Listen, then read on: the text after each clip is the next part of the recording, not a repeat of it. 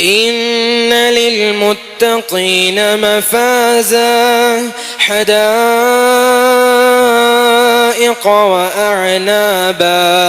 وكواعب أترابا وكأسا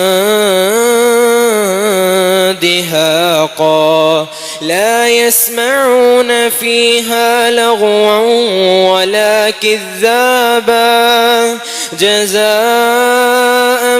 من ربك عطاء حسابا رب السماوات والأرض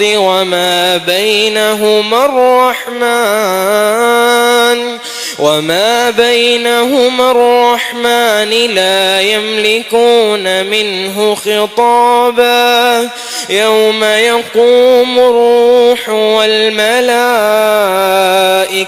صفا لا يتكلمون إلا من أذن له الرحمن وقال صوابا ذلك اليوم الحق